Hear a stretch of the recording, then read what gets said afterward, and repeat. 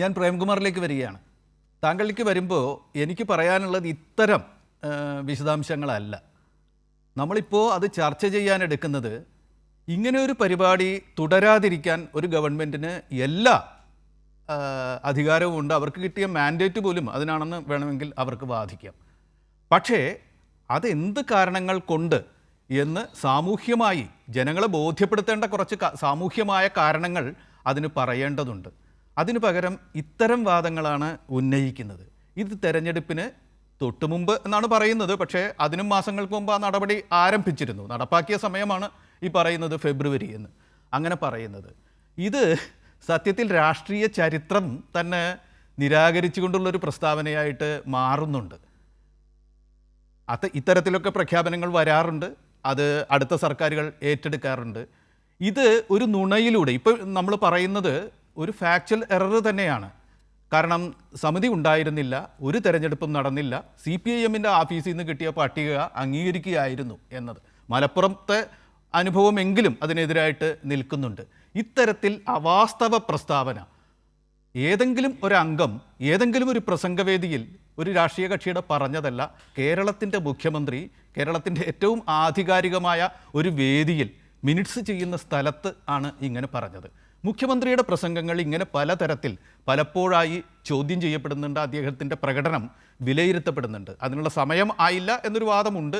എങ്കിലും ചോദിക്കുകയാണ് ഞാൻ, അദ്ദേഹത്തിൻ്റെ ഈ പ്രസംഗത്തിലും അദ്ദേഹത്തിൻ്റെ ഈ സമീപനങ്ങളിലും ഒക്കെ ഉള്ള മനഃശാസ്ത്രത്തെ വായിക്കേണ്ട സമയമായി എന്ന് താങ്കൾ തോന്നുന്നുണ്ടോ? അദ്ദേഹം കഴിഞ്ഞ ദിവസം ഒരു സഹപ്രവർത്തകനോട് പരസ്യമായി നിങ്ങളുടെ ആവശ്യം അംഗീകരിക്കാം, പരിഗണിക്കാം എന്ന് പറഞ്ഞിട്ട് ഒരു കാരണവശാലും കൊടുക്കൂല എന്ന് മൈക്കിൽ വരുന്നില്ലെന്ന് വിചാരിച്ച് വിളിച്ചു പറഞ്ഞ നമ്മൾ കാണുന്നുണ്ട്.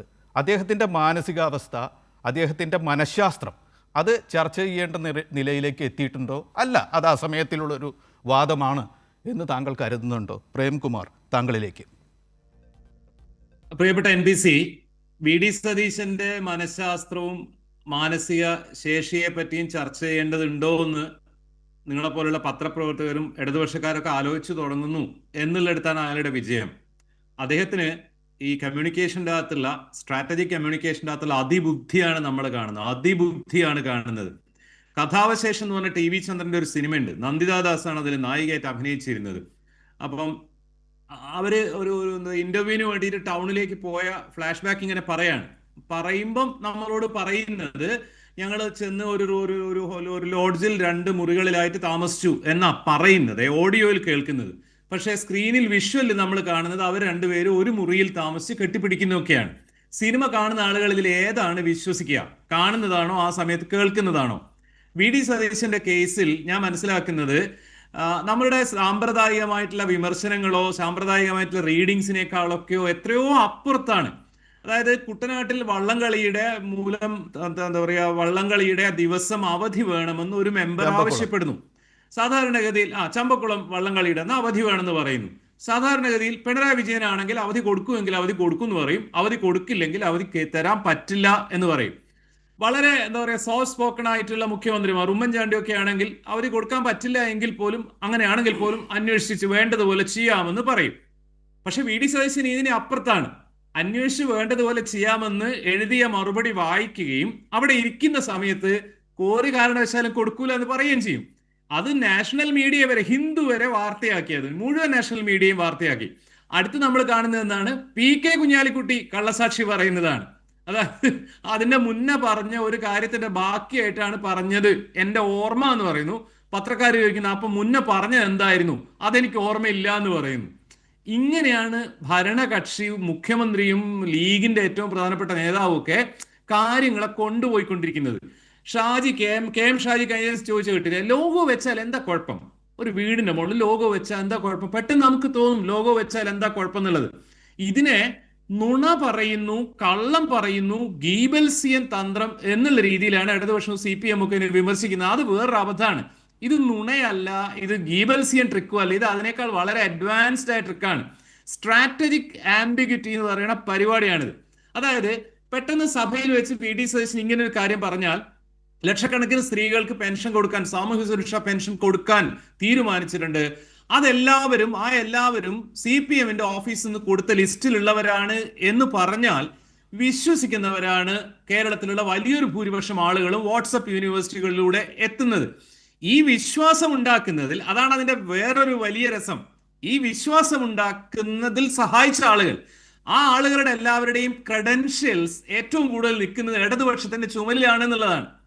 ഇടതുപക്ഷം തന്നെ അരിയിട്ട് വാഴിക്കുന്ന, ആഘോഷിക്കുന്ന സാംസ്കാരിക, സാഹിത്യ, സാമൂഹ്യ നായകർ, സാഹിത്യ അക്കാദമി പ്രസിഡന്റ് ആവാം, വലിയ പത്രാധിപരാവാം, TV ചാനൽ എഡിറ്റർ ആവാം, ഇടതുപക്ഷത്തിന്റെ സകല വേദികളിലും ആദരിക്കപ്പെടുന്ന ആളുകൾ തന്നെയാണ് VD സതീശനും കോൺഗ്രസും ഇങ്ങനെ പറയുന്നതിന് ഒരു കുഴപ്പമില്ല എന്നുള്ള ഒരു തിയറി, ഒരു സാധനം മലയാളികളെ മേലിൽ സന്നിവേശിപ്പിക്കുന്നത്. ഇങ്ങനത്തെ ഒരു തിയറി അടിച്ചേൽപ്പിക്കുന്ന ആളുകൾ നമ്മൾ പിന്നെയും പോയിട്ട് ആദരിക്കുകയാണ്, പിന്നെയും അങ്ങോട്ട് ചെന്ന് വീട്ടിൽ ചെന്ന് ആദരിക്കുന്ന സീനാണ് കാണുന്നത്. ഇതിനെ VD സതീശനും UDF-ഉം കോൺഗ്രസും ഇപ്പോൾ കേരളത്തിൽ നടപ്പിലാക്കിക്കൊണ്ടിരിക്കുന്ന ഈ ഒരു കമ്മ്യൂണിക്കേഷൻ വാർ ഉണ്ടല്ലോ, ഈ ഒരു മീഡിയ വാർ ഉണ്ടല്ലോ, ഈ ഒരു പ്രൊപ്പഗാൻഡ ഉണ്ടല്ലോ, അതിനെ നേരിടുന്നത് എങ്ങനെയെന്നുള്ള കാര്യം ഇടതുപക്ഷത്തിന് അറിയില്ല എന്നുള്ളതിലാണ് എനിക്കൊക്കെയുള്ള കൺസേൺ. എങ്ങനെയാണ് ഈ ലക്ഷക്കണക്കിന് സ്ത്രീകൾ CPM-കാരല്ല എന്ന് തെളിയിക്കുക? അത് ഭയങ്കര ഒരു പ്രശ്നമാണ്. VD സതീശൻ യാതൊരു മടിയുമില്ലാതെ അത് പറഞ്ഞുകൊണ്ടിരിക്കുക. അദ്ദേഹത്തിന് മടിയൊന്നുമില്ല. വയനാട്ടിൽ വീടിന്റെ പണി തുടങ്ങിക്കഴിഞ്ഞു, തുടങ്ങിക്കഴിഞ്ഞു, നിങ്ങൾ പോയി നോക്കുന്നു. അദ്ദേഹം പറഞ്ഞിട്ട് 3 മാസം കഴിഞ്ഞു. അവിടെ ഒരു കല്ലിട്ടതല്ലാതെ വേറെ ഒന്നും ചെയ്തിട്ടില്ല.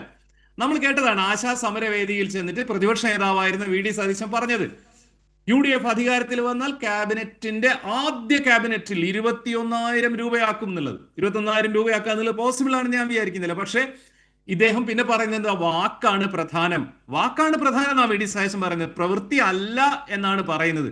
ഇതുവരെ കേരളത്തിന്റെ ചരിത്രത്തിൽ നമ്മൾ കാണാത്ത രീതിയിലുള്ള വിചിത്രമായ രീതിയിലാണ് ഇദ്ദേഹം കാര്യങ്ങൾ പറയുന്നതും ആളുകളെ കൺവിൻസ് ചെയ്യിക്കുന്നതും. നമ്മൾ മനസ്സിലാക്കേണ്ട ഒരു കാര്യം, വലിയൊരു ഭൂരിപക്ഷം ആളുകൾ ഇത് ശരിയാണെന്ന് വിചാരിക്കുന്നുണ്ട്, ഇത് ശരിയാണെന്ന് വിശ്വസിക്കുന്നുണ്ട് എന്നുള്ളതാണ്.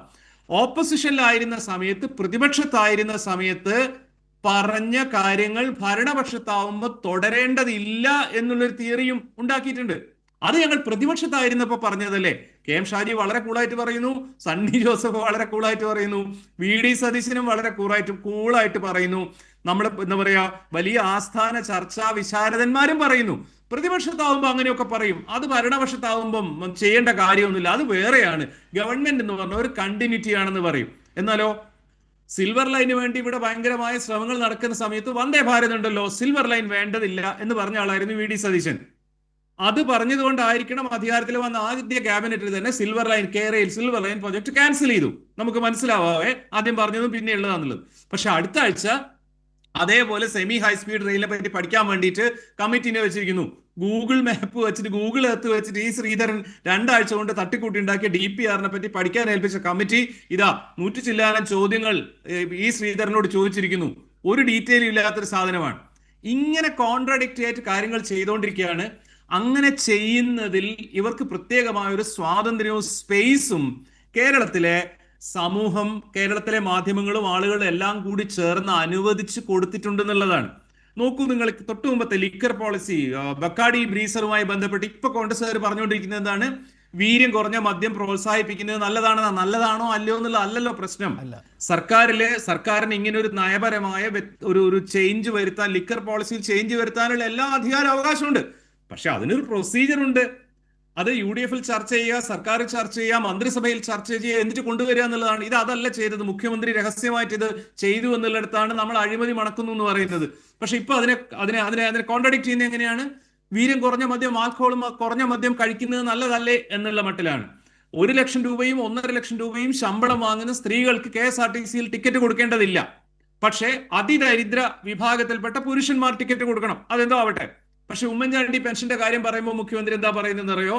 എല്ലാവർക്കും 25 ലക്ഷം രൂപയുടെ പോളിസി എന്ന് പറഞ്ഞിട്ട് അധികാരത്തിൽ വന്നതിന് ശേഷം പറയാണ് അതിനെപ്പറ്റി പഠിക്കാൻ DPR ഉണ്ടാക്കാനാണ് 10 കോടി. എന്നിട്ട് നമ്മൾ എന്താ ചെയ്യുക? 1 ലക്ഷം 1.5 ലക്ഷം രൂപ ശമ്പളം കിട്ടുന്ന ആൾക്കാർക്ക്, വരുമാനമുള്ള ആൾക്കാർക്ക് പോളിസിന്റെ ആവശ്യമില്ലല്ലോ. അപ്പൊ 1 ലക്ഷം 1.5 ലക്ഷം രൂപ ശമ്പളം കിട്ടുന്ന ആൾക്കാർക്ക് KSRTC-ൽ സൗജന്യം കൊടുക്കേണ്ട ആവശ്യമുണ്ടോ? വയനാട്ടിൽ വീട് വെക്കുമെന്ന് പറഞ്ഞിട്ട് ആളുകളിൽ നിന്ന് കാശ് പിരിച്ചതിന് ശേഷം ഒരു കൂഞ്ഞും ചെയ്യാതെ ഇപ്പോഴും കൂളായിട്ടിരിക്കുന്ന ആളുകളാണ് കോൺഗ്രസ്സുകാർ. അവർക്ക് അങ്ങനെ വിഹരിച്ച് നടക്കാനുള്ള ഒരു സാഹചര്യം കേരളത്തിലുണ്ട്. അതിനെ ഫലപ്രദമായിട്ട് നേരിടുന്നതിൽ ഇടതുപക്ഷവും LDF-ഉം എന്തൊക്കെ പരാമർശങ്ങളും പ്രസംഗങ്ങളും ചോദ്യങ്ങളും പ്രതിപക്ഷ നേതാവും സഭയിൽ ഉയർത്തുന്നുണ്ടെങ്കിലും അതിനെ ഇഫക്റ്റീവായിട്ട് നേരിടാൻ പറ്റുന്നില്ല എന്നുള്ള യാഥാർത്ഥ്യം അറിയണം. ബക്കാടി ബ്രീസറിനെ കേരളത്തിലേക്ക് കൊണ്ടുവന്നത് MV ഗോവിന്ദൻ മാഷാണ് എന്ന് വിശ്വസിപ്പിക്കാൻ ഇവർക്ക് ഇപ്പൊ പറ്റുന്നുണ്ട്. ഈ യാഥാർത്ഥ്യം തിരിച്ചറിയാണ് വേണ്ടത് എന്നാ ഞാൻ വിചാരിക്കുന്നത്.